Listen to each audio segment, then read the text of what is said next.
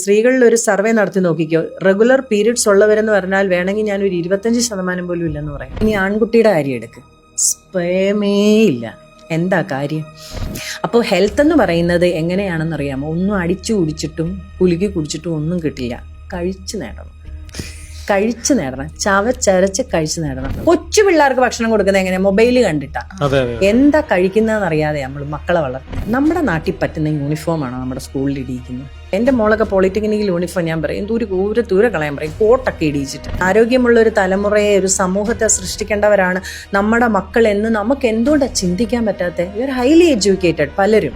എൻ്റെ ഫ്ലാറ്റിൽ ആയുർവേദ ഡോക്ടർ പനി വന്ന 10 മിനിറ്റിനുള്ളിൽ പാരസെറ്റമോൾ ഔച്ചിന് കൊടുക്കുന്നത്. അവർക്ക് ആയുർവേദത്തെ വിശ്വാസമല്ല. IVF ചെയ്ത് കഴിഞ്ഞുള്ളവരുടെ ആരോഗ്യസ്ഥിതി എത്ര മോശമാണെന്ന്. ബിക്കോസ് ഹോർമോൺ ഡോമിനൻസ് എന്ന് പറഞ്ഞാൽ നമ്മൾ ചിന്തിക്കുന്നതിനപ്പുറം ഇവർക്ക് കൊടുക്കുന്ന മുഴുവൻ ഈസ്ട്രജനാണ്. ഞാൻ ഡയറ്റ് കൊടുത്ത് കുഞ്ഞുങ്ങളുണ്ടായ ഒരാളെങ്കിലും ഒന്ന് വിളിക്കണ്ടേ? പല വാതിലുകളും പോയി തട്ടി, IVF-ഉം രക്ഷയില്ല, ഒന്നുമില്ലെന്ന് പറഞ്ഞിട്ട് നമ്മുടെ ഡയറ്റ് പ്ലാനിലൂടെ 45 വയസ്സിൽ പോലും പ്രസവിച്ചവര്, ഞങ്ങള് വിജിയുടെ ഇന്റർവ്യൂ കണ്ടു, സന്തോഷം എന്ന് പറയാൻ ഒരാളില്ല. ആർത്തവവുമായിട്ട് ബന്ധപ്പെട്ട് ഇപ്പോഴത്തെ കുട്ടികളിൽ കുറച്ച് പീരീഡ് കഴിഞ്ഞിട്ടും അല്ലെങ്കിൽ 21 വയസ്സായിട്ടും പീരീഡ്സ് ആവാത്ത കുട്ടികളുണ്ട്. ഞാനൊക്കെ കേട്ടിട്ടുള്ളത് ഇപ്പൊ ചിക്കന്റെ ഹോർമോൺസ് അല്ലെങ്കിൽ ഇതെല്ലാം കൊണ്ട് കുറെ നേരത്തെ ആവും എന്നുള്ളതാണ് കേട്ടത്.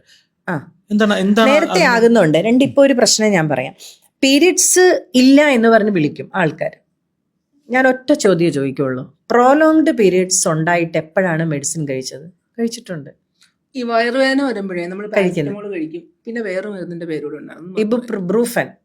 പിന്നെ വയറുവേദനയൊന്നും ഇതാകാൻ ഇതിന്റെ പ്രശ്നം എന്നാ, ഈ ശരീരം ഒരു പെൺകുട്ടിക്ക് ആർത്തവം തുടങ്ങിക്കഴിഞ്ഞാൽ അതിനെ റെഗുലർ ആക്കി വരാൻ കുറച്ച് സമയം എടുക്കും. എല്ലാവരെയും പോലെ എല്ലാ മാസവും വന്നുകൊള്ളണമെന്നില്ല. അപ്പൊ ചിലപ്പോൾ ഒരു പ്രോലോങ്ഡ് പീരീഡ്സ് വരും. അന്നേരം ചിലർ എന്ത് ചെയ്യുന്നു വെച്ചാൽ മെഡിസിൻസ് കൊടുക്കും. ഈ മെഡിസിന്റെ ഒരു കാര്യം എന്നാന്ന് വെച്ചാല്, ഇത് ശരീരത്തിൽ നിന്നും അങ്ങനെ പെട്ടെന്ന് പോവില്ല.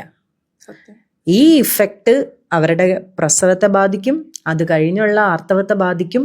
എപ്പോഴും ഈ ഒരു ബോഡിയുടെ ഒരു ടെൻഡൻസി അങ്ങനെ തന്നെ ഉണ്ടാവും.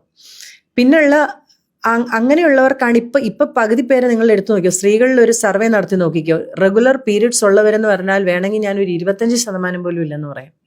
നമ്മുടെ കേരളത്തിലെടുത്തു മാത്രം നോക്കിയാൽ. കാര്യം പീരിയഡ്സ് ഇറഗുലാരിറ്റിയിൽ നിന്നും അത് പീരിയഡ്സ് ഇല്ലാത്ത അവസ്ഥയിലേക്ക്, മെനോപോസ് എന്നൊക്കെയുള്ള അവസ്ഥയിലേക്ക് പോവുകയാണ്. ഇതിന് വേറൊരു ഘടകമുണ്ട്. അതായത് ഞാനിപ്പോൾ കല്യാണം കഴിച്ചു എന്ന് വെച്ചു, ഫോർ എക്സാമ്പിൾ ഇപ്പം എൻ്റെ കേസിൽ ഞാൻ ഡോക്ടറെ പോയി കണ്ടാൽ ഡോക്ടർ ആദ്യം തരുന്നത് ഈസ്ട്രജൻ ലൈനിങ്, യൂട്രസിന് എൻഡോമെട്രിയം ലൈനിങ്ങിന് വേണ്ടി ഈസ്ട്രജൻ തരും.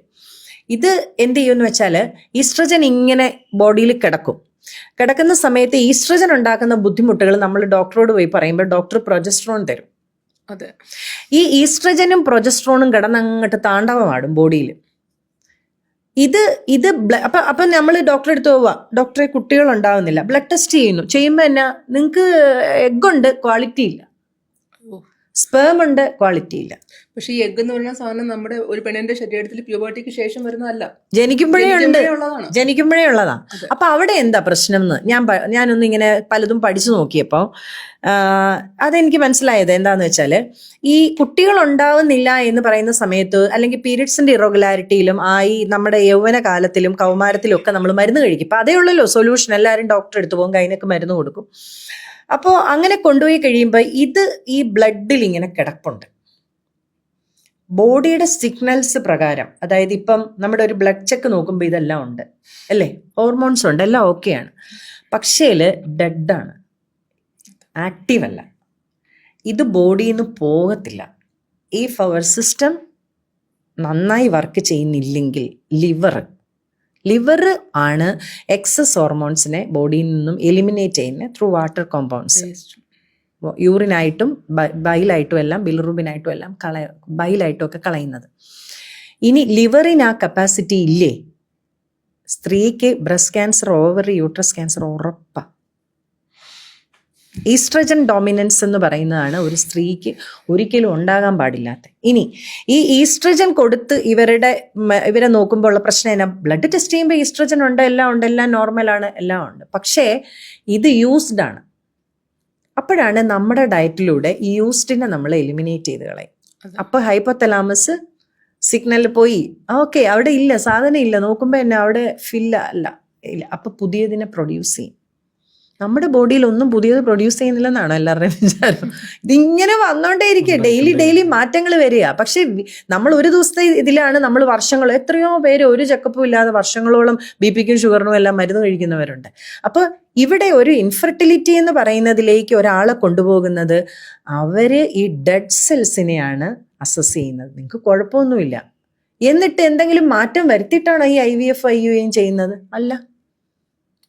നമ്മളിപ്പോൾ ഒരു എല്ലാ പ്രാവശ്യവും പാലക്കാട് ഇപ്പോൾ ഒരു കൃഷി ചെയ്യാണ്, 2 പ്രാവശ്യം ചെയ്യുന്നുണ്ട്, 2 പ്രാവശ്യം നില ഒരുക്കും. എന്താ നില ഒരുക്കാതെ കൃഷി ചെയ്താൽ പോരെ? അപ്പൊ നില ഒരുക്കുന്ന എന്തിനാ? നല്ല വിളവ് കിട്ടാനല്ലേ. എന്ന് പറഞ്ഞതുപോലെ ഇപ്പൊ ഞാനൊരു വട്ടി വരേണ്ട സ്ഥലത്ത് കൊണ്ടുപോയിട്ട് 10 പ്രാവശ്യം വിത്തിട്ടിട്ട് ഞാനത് കിളുക്കുന്നില്ലെന്ന് എന്തിനാ പരാതി പറയുന്നേ? നിങ്ങൾ എന്ത് ചെയ്തു അതിനെ ഫലഭൂയിഷ്ടമാക്കാനായിട്ട്? ഒന്നും ചെയ്തിട്ടില്ല. സോ ഡോക്ടറെ അടുത്ത് നമ്മൾ പോകുന്നു, ഏറ്റവും വലിയ കച്ചവടമായി ഇപ്പൊ ഇൻഫെർട്ടിലിറ്റി, മനസ്സിലായി? ഓവർ സോൾഡ് ആണ് ഇതെല്ലാം. അപ്പം അവിടെ നമ്മൾ ചെല്ലുന്നു, ഡോക്ടറെ കുട്ടികൾ ഉണ്ടാകുന്നില്ല, മര്യാദയ്ക്ക് പെരുമാറത്ത് പോലും ഇല്ലെന്ന് ആൾക്കാർ പറയുന്ന സങ്കടം. എനിക്കൊക്കെ കരഞ്ഞ് സത്യം പറഞ്ഞ ഈ ഡയറ്റിന്റെ ഒരു ഫേസിൽ ഞാൻ ഒത്തിരി ഡിസ്റ്റർബ്ഡ് ആയി. എന്നിട്ടാണ് ഞാനിപ്പം ഒരു മാസം 10 പേര് മതി 15 പേര് മതി എന്നൊക്കെ തീരുമാനിച്ചത്.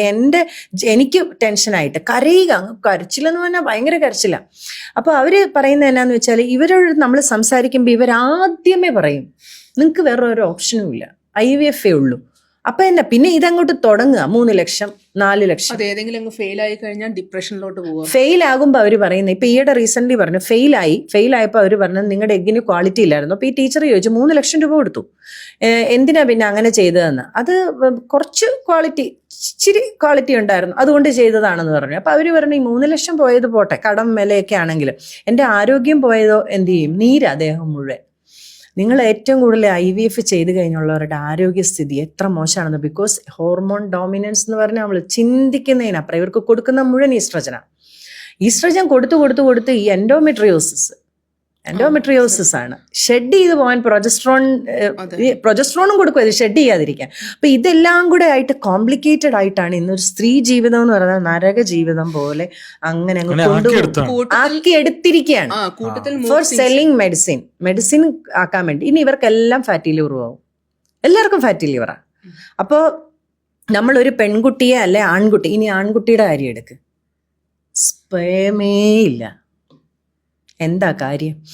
ഈ ഇറുകിയിട്ടുള്ള നമ്മുടെ നാട്ടിൽ പറ്റുന്ന യൂണിഫോമാണ് നമ്മുടെ സ്കൂളിൽ ഇടിയിക്കുന്നത്, മനസ്സിലായോ? ചൂട് പിടിച്ചോ എത്ര സ്കൂളിൽ കറുത്ത. എൻ്റെ മോളൊക്കെ പോളിടെക്നിക്കൽ യൂണിഫോം ഞാൻ പറയും ദൂരെ കളയാൻ പറയും, കോട്ടൊക്കെ ഇടിയിച്ചിട്ട്. ഇറുകിയ ഭക്ഷണം, ഈ ഇറുകിയ ഡ്രസ്സ്, കഴിക്കുന്ന ഭക്ഷണം. നമ്മൾ ഇവർക്കൊന്നും ഇനിയൊരു തലമുറയെ ജനിപ്പിക്കേണ്ടവരാണ്, ആരോഗ്യമുള്ള ഒരു തലമുറയെ, ഒരു സമൂഹത്തെ സൃഷ്ടിക്കേണ്ടവരാണ് നമ്മുടെ മക്കൾ എന്ന് നമുക്ക് എന്തുകൊണ്ടാണ് ചിന്തിക്കാൻ പറ്റാത്തത്? വി ആർ ഹൈലി എഡ്യൂക്കേറ്റഡ് പലരും. മക്കൾക്ക് കൊടുക്കുന്ന ഭക്ഷണം കണ്ട, എൻ്റെ ഫ്ലാറ്റിൽ ആയുർവേദ ഡോക്ടർ പനി വന്നാൽ 10 മിനിറ്റിനുള്ളിൽ പാരസെറ്റമോൾ കൊച്ചിന് കൊടുക്കുന്നത്. അവർക്ക് ആയുർവേദത്തെ വിശ്വാസമല്ല, മനസ്സിലായോ? അപ്പോൾ ഞാൻ പറയുന്നത് പഠിച്ചതുപോലും പ്രയോഗത്തിൽ വരുത്താൻ കഴിയാത്ത അവസ്ഥയിലുള്ളവരാണ് നമ്മൾ ഒരിക്കലും ഈ കുട്ടികളുടെ ആരോഗ്യം, ഇവരൊരു തലമുറയെ സൃഷ്ടിക്കണം, ആരോഗ്യമുള്ള ഒരു തലമുറയെ. നമ്മൾ പണ്ട് ഇത്രയും ഓട്ടിസം ഉള്ള കുഞ്ഞുങ്ങളെ കണ്ടിട്ടുണ്ടോ? ഇത്രയും അനാരോഗ്യമുള്ള കുഞ്ഞുങ്ങളെ കണ്ടിട്ടുണ്ടോ? ഒന്നുമില്ല. കുട്ടികൾക്ക് ക്യാൻസർ ഇതെല്ലാം വരുന്നത് എവിടുന്നാണ്? നമ്മളിൽ നിന്നാണ് ഇതെല്ലാം വരുന്നത്. നമ്മുടെ 7 തലമുറ വരെ നമ്മുടെ ജനറ്റിക്കൽ ഡിസോർഡേഴ്സ് അല്ലെ നമ്മൾ ഉണ്ടാക്കി വയ്ക്കുന്ന പ്രശ്നങ്ങൾ അനുഭവിക്കേണ്ടവരാണ്. അപ്പം ആർത്തവം യഥാർത്ഥമായി ഒരു സ്ത്രീ ഒരു കുട്ടിയായി അവള് ഒരു സ്ത്രീയായി ഇങ്ങനെ ഒരു പരിണമിക്കുന്ന ഒരു സമയമുണ്ടല്ലോ, അതിൽ ഈ ആർത്തവത്തെ കൈകാര്യം ചെയ്യേണ്ട രീതിയുണ്ട്, ആർത്തവം മിസ്സായാൽ കൈകാര്യം ചെയ്യേണ്ട രീതിയുണ്ട്, അവളെ പഠിക്കേണ്ടതുണ്ട്, അവളുടെ മാനസികാരോഗ്യത്തെ ശാരീരികാരോഗ്യത്തെ എല്ലാം കൺസിഡർ ചെയ്യേണ്ടതുണ്ട്. പിന്നെ നമ്മളിൽ ഫോൾസ് ഇൻഫർമേഷൻസ് ഇതൊക്കെ നമുക്കുണ്ടെന്ന് തോന്നും. നിങ്ങൾ രാത്രി വിയർക്കുന്നുണ്ട്, ഒരു ദിവസം വിയർത്താണെങ്കിലും നമ്മൾ അപ്പം തന്നെ നമുക്ക് ഇതിൻ്റെ വൈറ്റമിൻ്റെ കുറവാണെന്ന് വിചാരിക്കും. ഇനി നിങ്ങൾ എന്ത് സപ്ലിമെന്റ്സ് കഴിച്ചു എന്ന് വെച്ചോ, എന്ത് സപ്ലിമെന്റ്സും പ്രോസസ്സ് ചെയ്യേണ്ടത് ലിവറാണ്, അല്ലേ ഡോക്ടർ? അങ്ങനല്ലേ? അപ്പോൾ ഹെൽത്ത് എന്ന് പറയുന്നത് എങ്ങനെയാണെന്ന് അറിയാമോ? ഒന്നും അടിച്ചു കുടിച്ചിട്ടും കുലുക്കി കുടിച്ചിട്ടും ഒന്നും കിട്ടില്ല.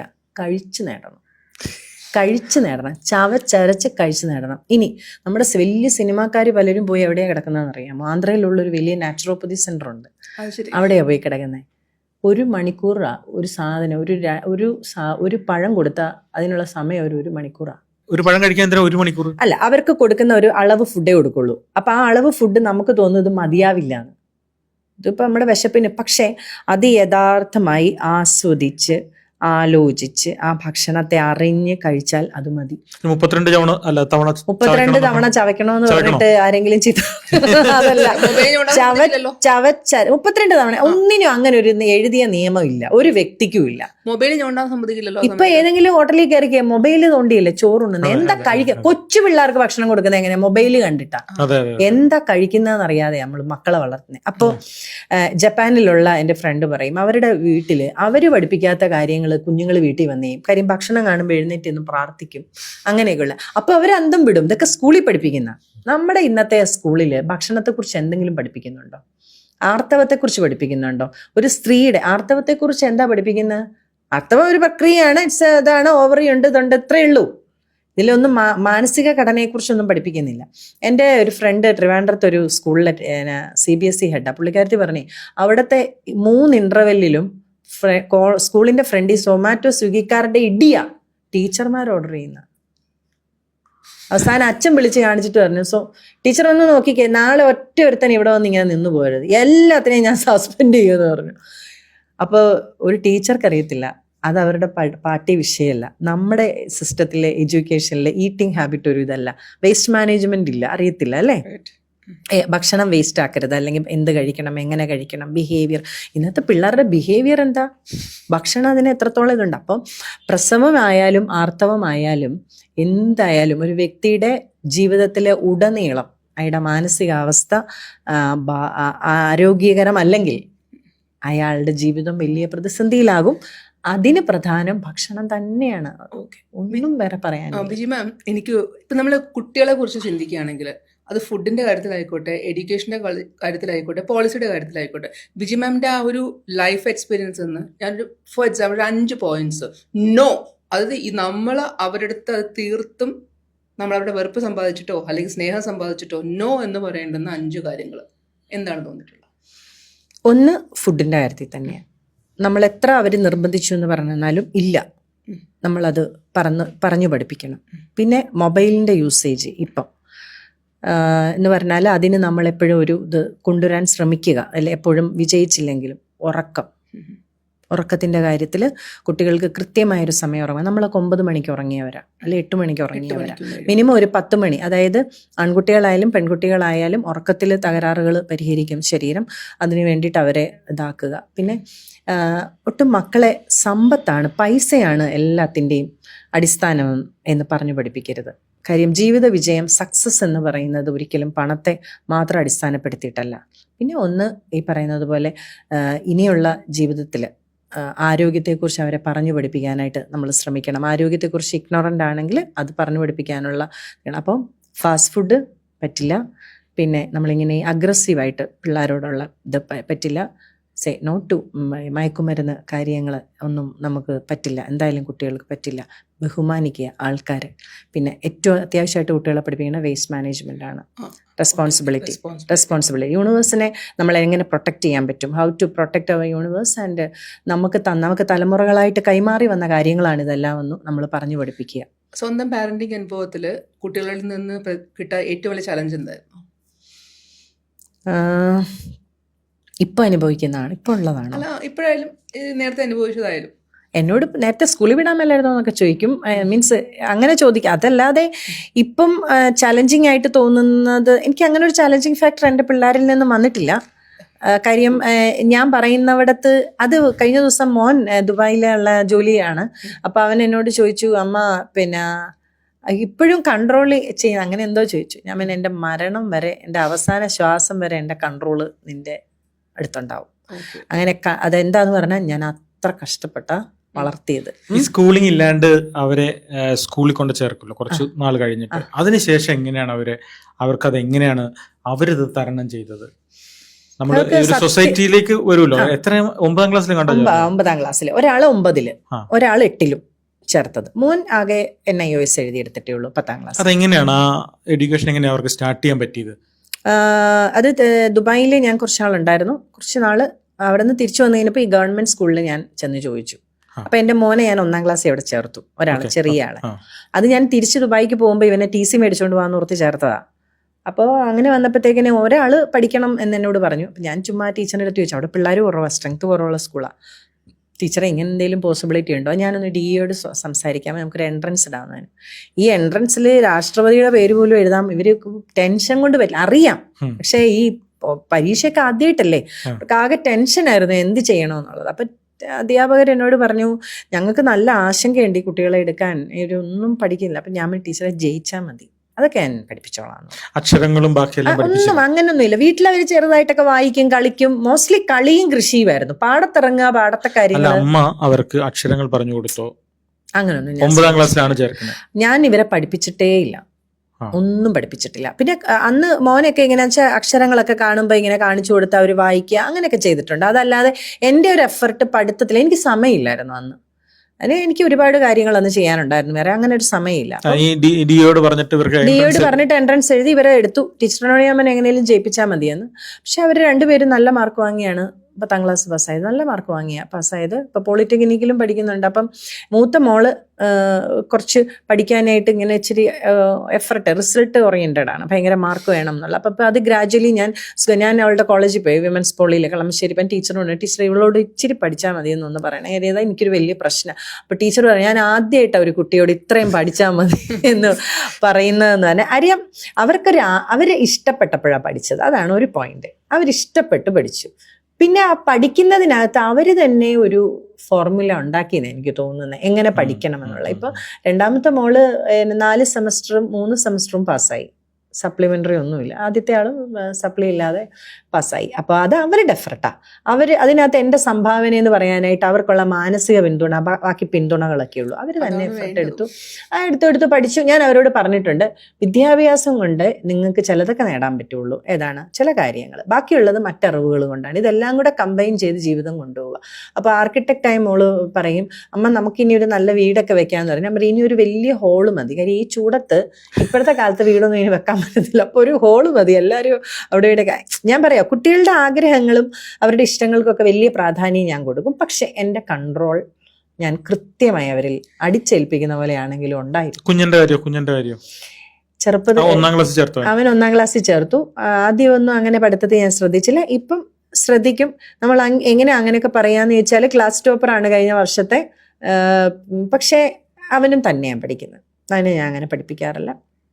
മലയാളം മാത്രം പാടാണ് എന്ന് പറഞ്ഞാൽ ടീച്ചേഴ്സും പറയും, ഇനി ഒന്ന് മലയാളം. അതെന്നാന്ന് വെച്ചാൽ ഇപ്പോഴത്തെ അതായത് ഒരു വിദ്യാഭ്യാസ സമ്പ്രദായത്തിൻ്റെ ഒരു പ്രശ്നമുണ്ട്. നമ്മൾ പണ്ട് പഠിക്കുന്നത് കവിതകൾ, കാര്യങ്ങളൊക്കെ പഠിച്ചിട്ട് അതിൽ നിന്നുള്ള ക്വസ്റ്റ്യൻസാണ്. ഇത് ഒന്നുമല്ല. പിള്ളേരെ വിശകലനം ചെയ്യുക, കുറിപ്പ് എഴുതുക എന്നൊക്കെ പറഞ്ഞാൽ ഈ കൊച്ചു പിള്ളേരെ അതിന് പ്രാപ്തരാക്കാതെയാണ് അവരോടത് പറയുന്നത്. അപ്പം അവർക്ക് അതൊക്കെ ഒരു ബുദ്ധിമുട്ടായി മാറി. നമ്മൾ പഠിച്ച രീതിയാണ് ഓക്കെ, അറിയാം. പിള്ളേരോട് MD വാസുദേവൻ നായരെ കാണിച്ചിട്ട് എന്തെങ്കിലും എഴുതാൻ പറ്റും, പിള്ളേർക്ക് MD അറിയില്ല.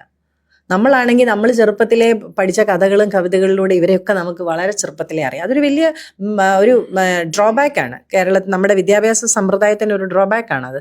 നമ്മുടെ ഭാഷയിൽ ഇങ്ങനെയുള്ള പരീക്ഷണങ്ങൾ നടത്തരുത്.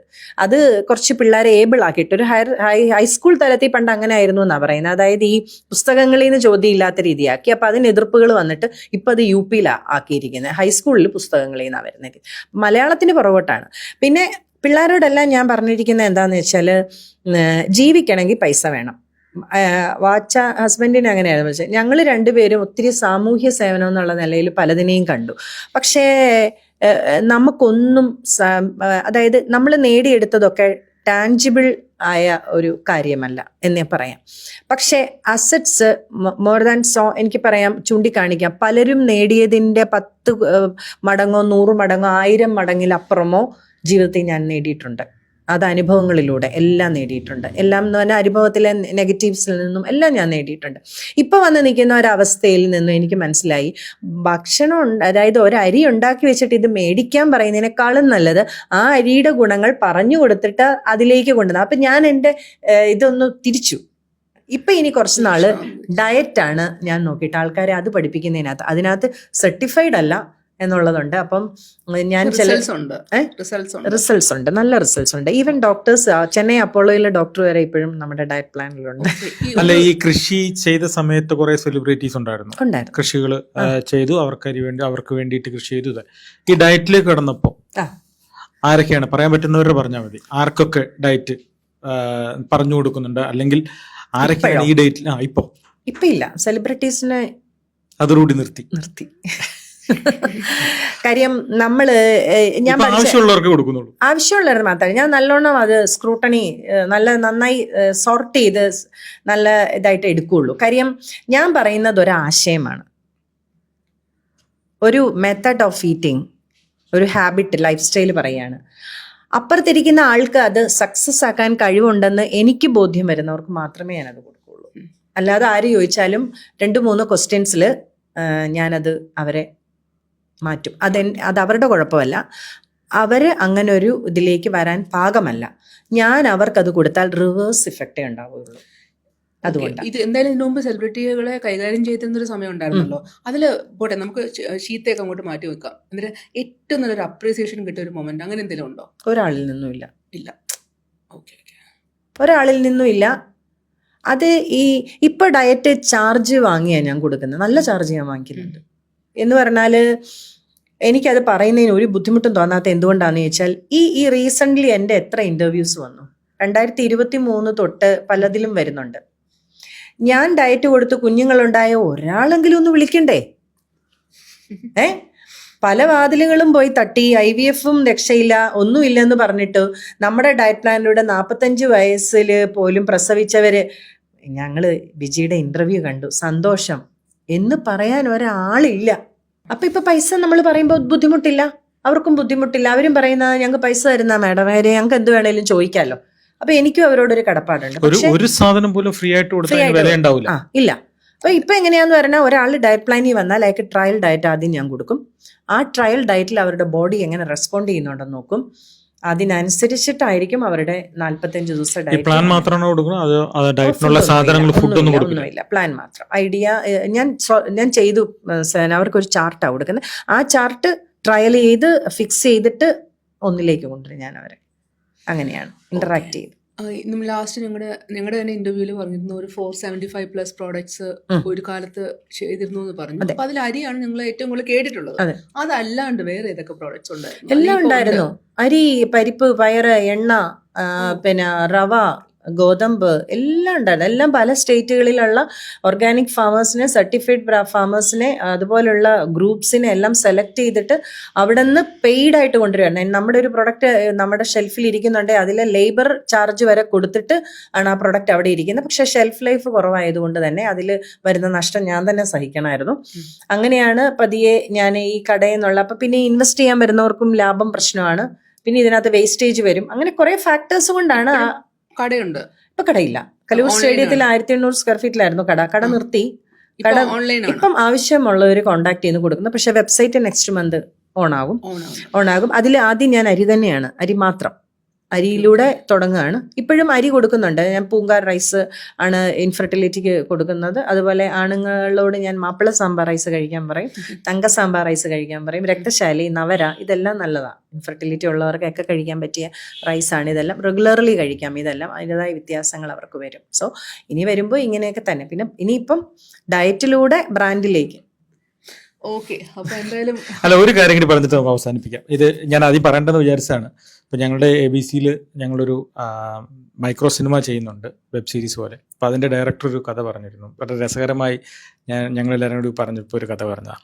അദ്ദേഹത്തിൻ്റെ ഒരു സുഹൃത്ത് ഗൾഫിൽ നിന്ന് വന്ന് കല്യാണമൊക്കെ കഴിച്ച് കുട്ടികളുണ്ടാവുന്നില്ല, ഇയാൾക്ക് പോയേ പറ്റൂ. ഭയങ്കര ധൃതിയിൽ, ഞാൻ പെട്ടെന്ന് പറഞ്ഞു തീർക്കോട്ടോ, ഭയങ്കര ധൃതിയിൽ ഡോക്ടറെ പോയി കണ്ടു. പുള്ളിക്ക് 3 മാസം ലീവുള്ളൂ. അതിന് മുമ്പ് ഒന്ന് പ്രഗ്നൻ്റ് ആകണം, പറ്റിയില്ല. വീണ്ടും 6ാമത്തെ മാസം വീണ്ടും ലീവിന് വന്നു. വീണ്ടും 3 മാസം ശ്രമിച്ചു, നടന്നില്ല. ഡോക്ടറെ പോയി കണ്ടപ്പോൾ പറഞ്ഞു, നിങ്ങൾക്കൊരു കീ ഹോൾ ചെയ്യണം, നിങ്ങളുടെ കൗണ്ടില്ല, കീ ഹോൾ ചെയ്യണം എന്ന് പറഞ്ഞു. ഇയാൾ ആകെ ബേജാറായി. പോയിട്ട് പെട്ടെന്ന് തിരിച്ചു വന്നു, കീ ഹോൾ ചെയ്യാൻ വേണ്ടി വന്നു. അപ്പോൾ വന്നിട്ട് ഒരു 3-4 മാസം കഴിഞ്ഞപ്പോൾ വന്നു. 1.5 മാസം ലീവ് എടുത്ത് വന്നു. ഇയാൾ കീ ഹോൾ ചെയ്ത് ഇങ്ങനെ ഓപ്പറേഷൻ എല്ലാം കഴിഞ്ഞ് കിടക്കുമ്പോൾ ഭാര്യ വിളിക്കുന്നു, ഞാൻ പ്രഗ്നൻ്റ് ആയിരിക്കും.